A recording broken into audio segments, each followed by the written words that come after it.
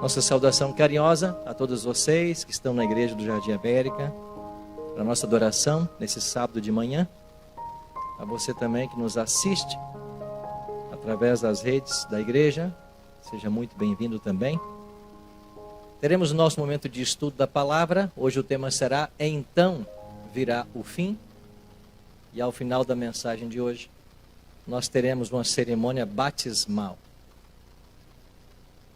Então será um sábado festivo também. Quero convidar você a abrir sua Bíblia comigo. Eu acho que você sabe o verso, né? Quando colocamos o título, Então Virá o Fim. Quem sabe você se lembrou de Mateus 24:14, de onde extraímos essa expressão. Mateus 24:14 é o texto que iremos usar nesta manhã.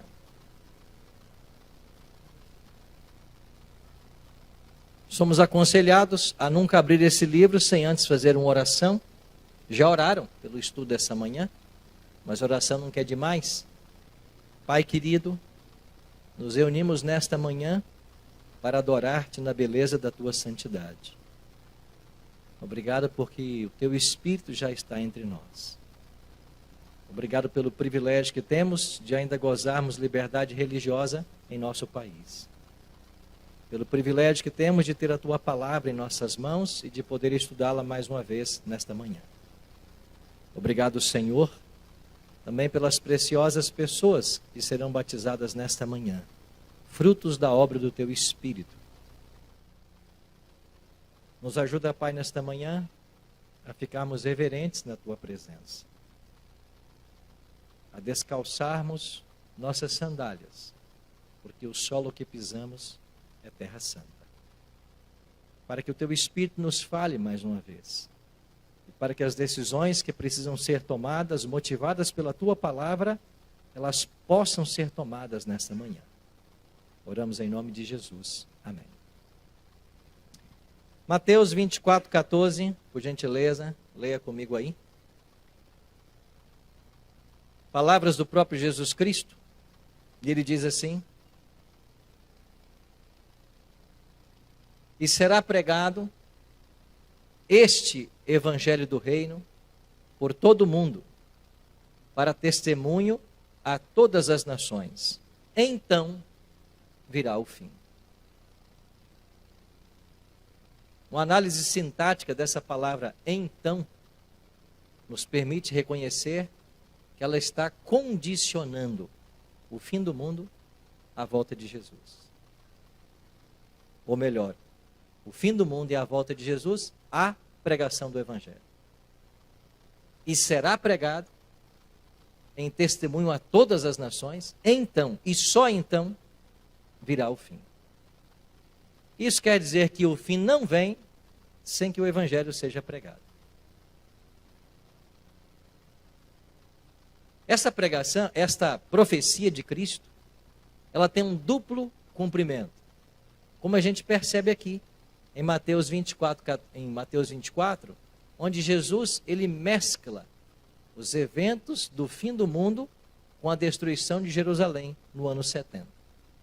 Há um duplo cumprimento de Mateus 24:14.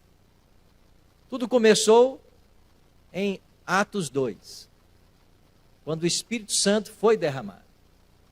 Esse evento é singular, porque é o cumprimento de uma profecia feita há séculos no passado. E se você puder abrir a sua Bíblia comigo, lá em Joel, é um livro pequeno, mas você está acostumado a achar Daniel, né?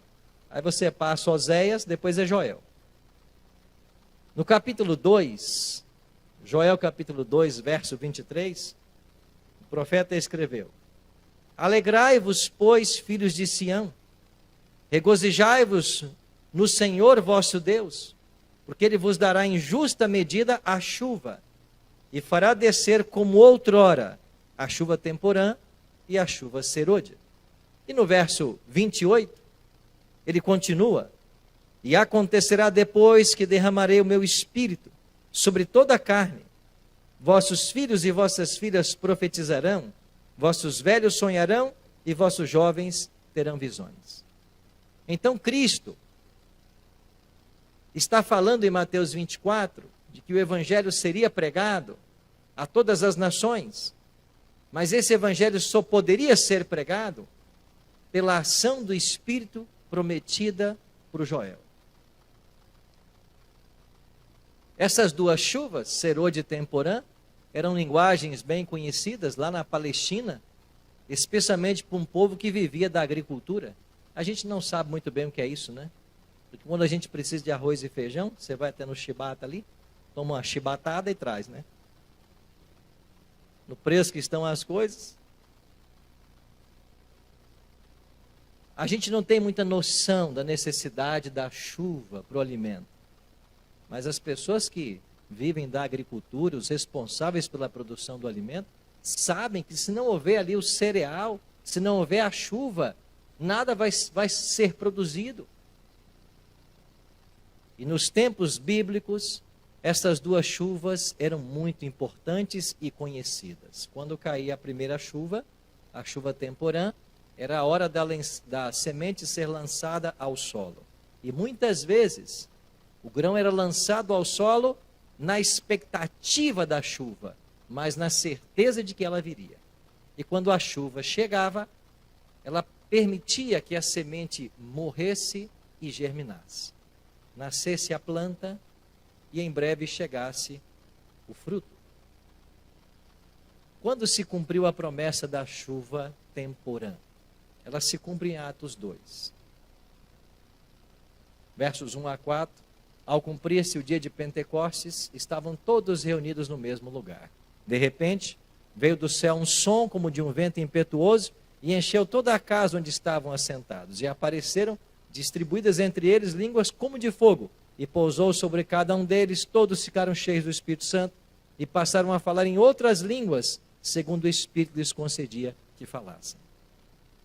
Em Atos capítulo 2, você tem o derramamento do Espírito Santo. Num domingo, no momento em que Jerusalém celebrava a festa do Pentecostes, que era uma festa que se celebrava exatos 50 dias depois da Páscoa. Cristo havia ressuscitado no domingo, em cumprimento à tipologia da festa das primícias, e 50 dias depois, você tem o Pentecostes, quando o Espírito Santo é dado, também cumprindo a tipologia daquela festa. Assim, o dia de Pentecostes, o domingo de Pentecostes, ele marca o que nós chamamos de dispensação do Espírito Santo. Não que o Espírito não existisse, porque ele é Deus, ele é eterno. Não que ele não atuasse, porque ele já atuava no Antigo Testamento, e dos 39 livros do Antigo Testamento, ele já aparece em 22. Não que ele não tivesse um ministério ativo, porque ele aparece 123 vezes no Antigo Testamento. Não porque ele viesse para dar dons, ele já havia dado dons. E você encontra todos os dons do Novo Testamento no Antigo Testamento, com exceção de 2, falar línguas e interpretar línguas. Esses não estão lá. Todos os demais estão. O Espírito Santo é o Deus que atuava nos bastidores e ainda atua.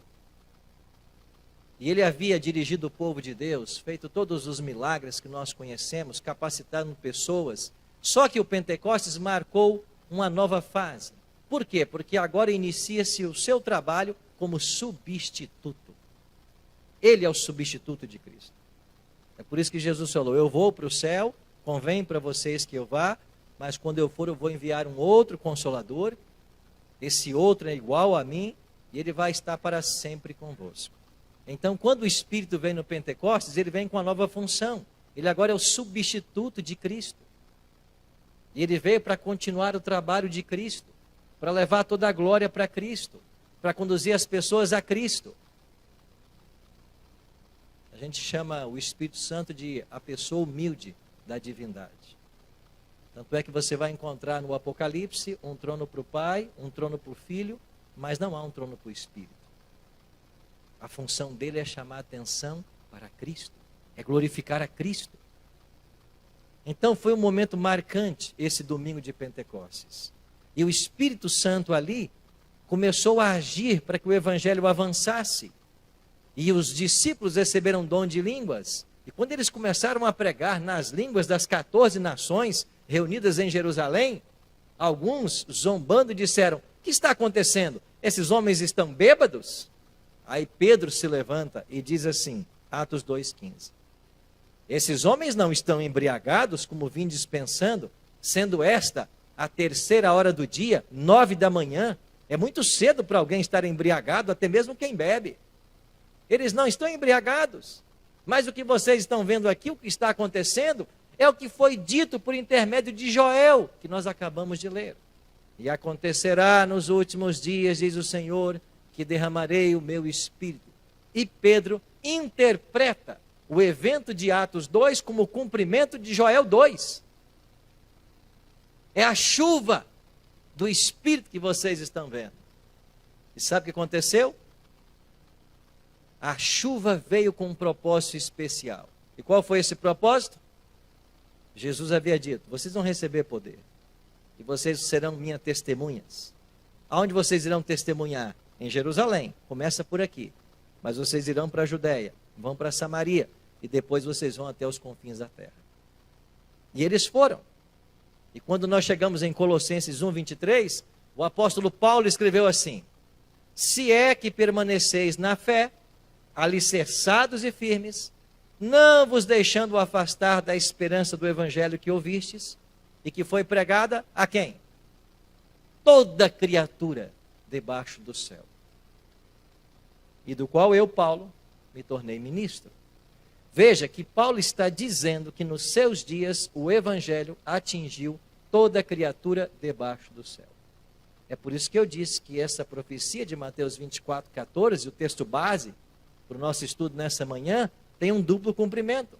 E nos dias de Paulo, o evangelho foi pregado a todo mundo. E o fim veio. E qual foi o fim para aquela geração? A destruição de Jerusalém.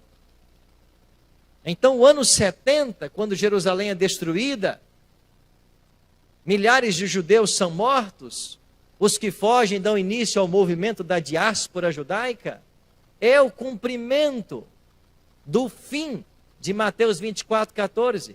O evangelho foi pregado e o fim veio. E Jesus havia advertido desse fim, havia dado sinal para que eles fugissem. E Ellen G. White, em uma menção a esse evento, ela diz que nenhum cristão, se perdeu na destruição de Jerusalém. Por que não? Porque quando os exércitos romanos sitiaram Jerusalém, houve um momento que eles baixaram guarda.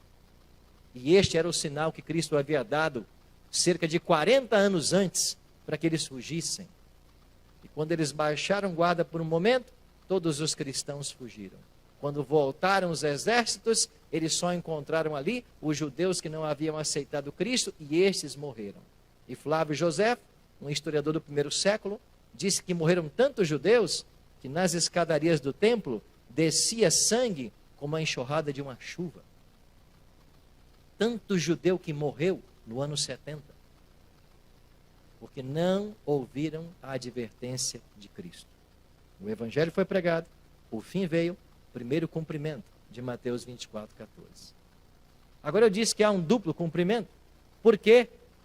Porque o início da igreja cristã é marcado com a vinda desta chuva, a temporã, e nós podemos chamar isso do grande arco da atuação do Espírito Santo. E agora nós estamos aguardando o fechamento do arco, quando virá um novo Pentecostes. E tão essencial, tão indispensável, tão imprescindível, quanto foi o Espírito nesse primeiro momento, para que a semente do Evangelho fosse lançada, e para que o mundo fosse evangelizado, também ele o é agora, no fechamento do arco, quando nós aguardamos a chuva serôdia.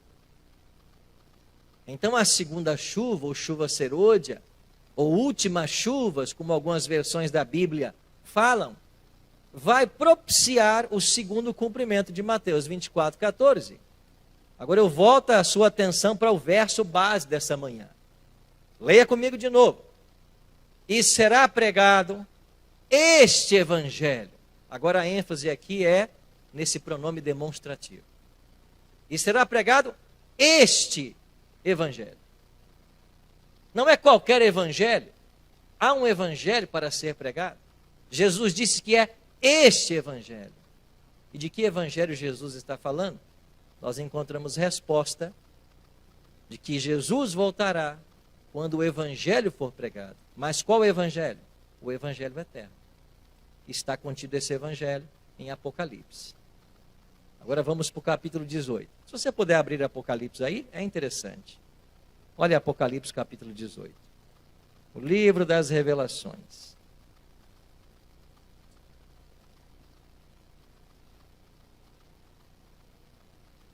Trouxe sua Bíblia para a igreja hoje? Deixa eu ver a sua Bíblia. Levanta. Dá mais alto. Amém? Eu comecei a dizer essa semana. Gravamos o Bíblia Fácil essa semana. E eu comecei a dizer de novo que nós adventistas somos o povo da Bíblia. Espero que não seja envergonhado. Mas eu vou dizer daqui para frente. Viu, Tito? Anamira, nós somos o povo da Bíblia. Vamos levar essa igreja a ser o povo da Bíblia. A conhecer a Bíblia. A todos ficar bom na mira. Não deixe de trazer sua Bíblia para a igreja. Não deixe de ter a Bíblia. E sobretudo não deixe de lê-la. Toda vez que você lê, é a boca de Deus falando com você. Né, Maria? Minha amiga Maria. Aonde está o acontecimento da chuva serôdia no Apocalipse? É no capítulo 18. E no verso 1 diz assim: depois dessas coisas, vi descer do céu o quê? Por que outro anjo? Porque no capítulo 14 já haviam sido vistos 3. Apocalipse 18, 1 é o quarto anjo. Vi outro anjo, é o quarto. E quando esse anjo veio, o que aconteceu? Ele tinha grande autoridade e a terra se fez o quê? Se iluminou com a sua glória. Mas quem é esse quarto anjo que ilumina a terra com a sua glória? É o Espírito Santo. É a chuva serôdia, que batizará um povo, que vai pregar o evangelho. Qual evangelho? O evangelho eterno, contido aqui em Apocalipse 14. Agora volta algumas folhas. Volta uma página para Apocalipse 14, uma folha. Aqui em Apocalipse 14 você tem as 3 mensagens angélicas. E olha para o verso 6, 14, 6. Vi outro anjo voando pelo meio do céu. Esse é o primeiro. Tendo o quê, irmãos amados? O que ele tem na mão? Um evangelho? Este é o evangelho que Jesus falou lá em Mateus 24, 14. Este evangelho será pregado. Qual evangelho? O evangelho eterno. Então escuta uma coisa. Jesus não volta sem que as 3 mensagens angélicas sejam pregadas. E elas serão pregadas no poder da chuva serôdia, que é o Espírito Santo no tempo do fim. Agora, resumindo, o que diz essas 3 mensagens? Primeira mensagem, o anjo vem do céu, tem o evangelho eterno, é para pregar a cada nação, povo, tribo e língua, é para o mundo inteiro.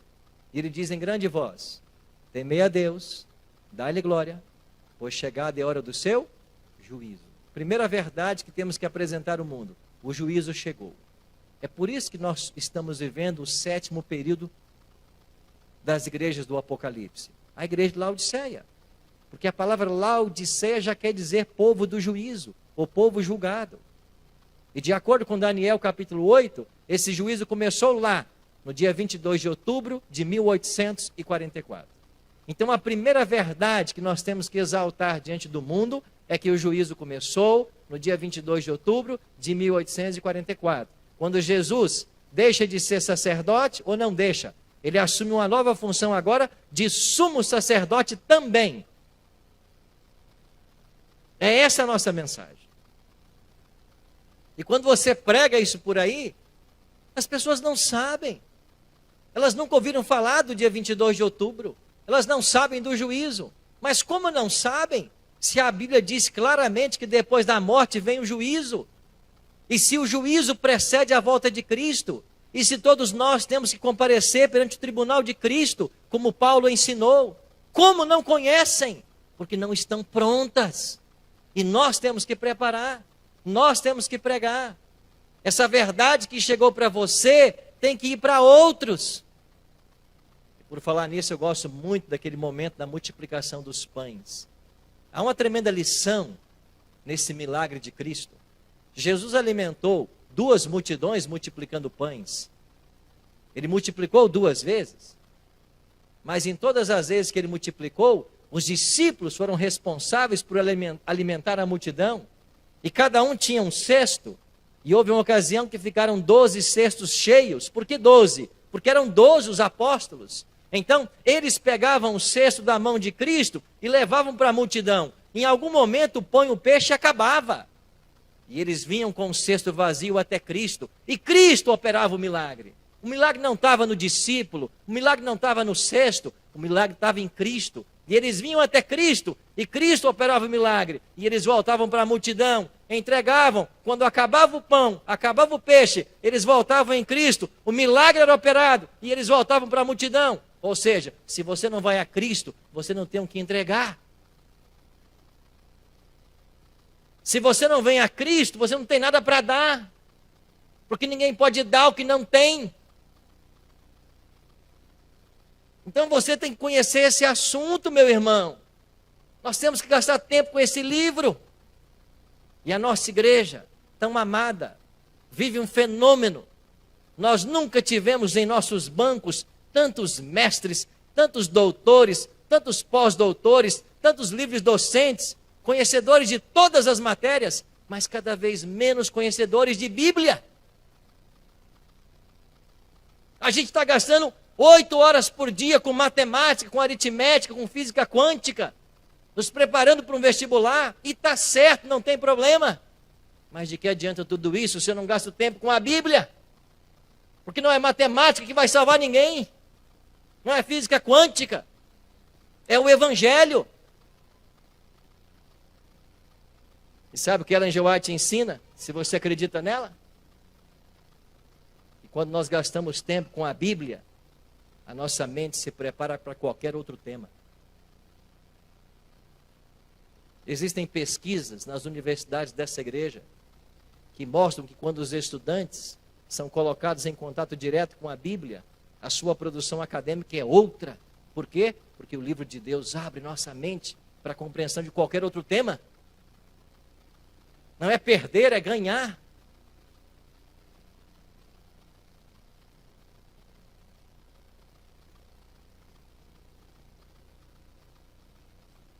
Não espere que alguém vai aprender por você. Não existe crescimento intelectual por osmose. Conhecimento são 2 horas em cima de livros. Você precisa disso. Eu preciso. Nós precisamos. Ah, pastor, o senhor fala isso porque isso é a ferramenta de trabalho do senhor. É verdade. Hoje é minha ferramenta. Mas hoje é a ferramenta. Nem sempre foi. Pelo menos dos 13 aos 22 não foi ferramenta de trabalho. E dos 13 aos 22 eu gastei muito tempo com esse livro. E você precisa gastar também. A não ser que você não queira o céu. Mas se você não quiser o céu, tudo muda de figura.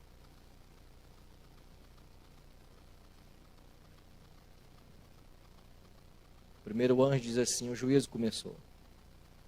Ele continua: e vocês têm que adorar o que fez os céus, a terra, o mar e as fontes das águas. De onde o anjo está tirando essa expressão? Do 4º mandamento, lá de Êxodo 20, 8 a 11. É de lá que ele pega a expressão. Então, primeiro o anjo enfatiza 2 doutrinas. O juízo começou, e a norma do juízo será a lei. E dentro da lei, o sábado.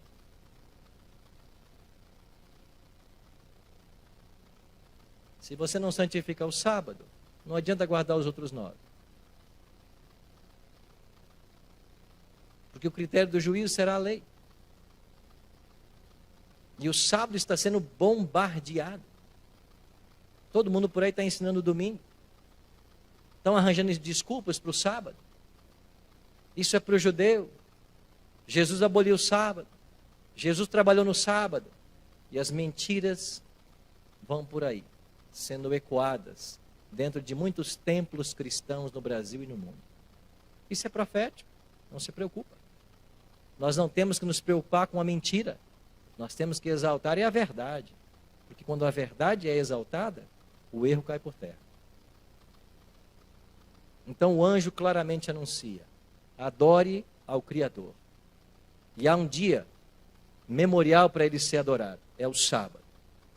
Então quando você pegou sua Bíblia e veio para a igreja hoje, você está testemunhando de que você está seguindo a palavra. O terceiro anjo diz assim: se alguém adora a besta e a sua imagem, vai ser destruído.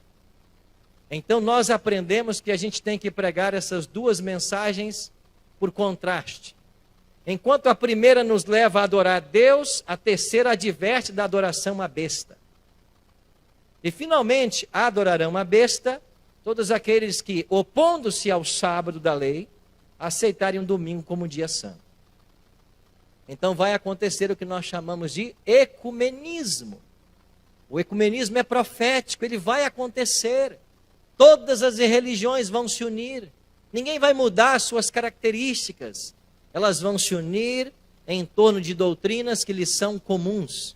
E quais serão as duas doutrinas que servirão como elemento aglutinador para todas as religiões? A crença que o domingo é o dia santo e a crença que a alma é imortal. Todas as religiões se unirão com base nessas duas mentiras. É por isso que o terceiro anjo diz: não adorem a besta, porque quem adorá-la vai ser destruído. E no meio dessas duas mensagens tem um apelo, que é a segunda mensagem. Caiu a grande Babilônia, sai dela, povo meu. Olha o que diz aí, Apocalipse 14. Terminou a pregação das três mensagens. A chuva serôdia veio, o mundo foi advertido, os sinceros foram chamados a sair de Babilônia. Então o fim vem. E o fim é descrito como uma colheita. Olha Apocalipse 14, 14. Terminou a pregação no versículo 12. No 14 já é a volta de Jesus. E olha que bela alegoria. Olhei, e eis uma nuvem branca, e sentado sobre a nuvem, um semelhante a filho de homem, tendo na cabeça uma coroa de ouro e na mão uma foice afiada. Quem é esse? É Cristo. Ele volta agora, não para ser crucificado, não para ser cuspido, não para ser maltratado, não para ser rejeitado e rechaçado. Ele volta como o Rei dos Reis. Ele volta ao lado do Pai. Ele volta em seu trono. Ele tem uma coroa na cabeça e ele tem uma foice na mão. E aí sai do santuário uma voz gritando para Jesus e dizendo: toma a tua foice e ceifa, pois chegou a hora de ceifar, visto que a seara da terra já amadureceu. Veio a chuva serôdia, o grão amadureceu, é hora de colher. Então Cristo volta e diz a parábola do joio e do trigo, que ele com a sua foice vai recolher o trigo e colocar no celeiro, vai ajuntar o joio para ser queimado. Aonde? No fogo que foi preparado para o diabo e seus anjos. Mas os pecadores que não largaram a mão do diabo irão com ele. É o que a Bíblia ensina. Então teremos a colheita. E se eu e você não recebemos esse poder quando ele vier? Nós estaremos susceptíveis ao outro poder, ao outro espírito. Porque finalmente nesse tempo do fim, todo ser humano será cheio de um espírito. E os que não tiverem o Espírito de Deus serão tomados pelos demônios. Então é imprescindível que eu saiba a respeito desse tema. E que eu saiba quais as condições que eu tenho que preencher para receber esse poder. Eu vou mencionar 3, dado a brevidade do tempo. Primeiro eu preciso orar por ele, eu preciso pedir por ele. Zacarias aconselha: pedi ao Senhor chuva no tempo das chuvas serôdias.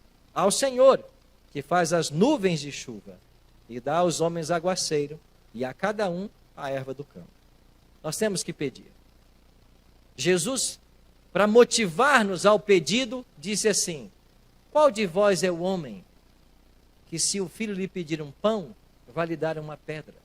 Se pedir um peixe, vai lhe dar uma cobra. Ora, se vós que sois maus, sabeis dar boas coisas aos vossos filhos, quanto mais o Pai Celeste dará o seu Espírito àqueles que lhe o pedirem. Jesus incentivou-nos a pedir o Espírito. Então nós temos que orar por Ele. Ele nunca vai vir se você não orar. Segundo, nós temos que nos arrepender e confessar os nossos pecados. Essa é uma condição imposta em Atos.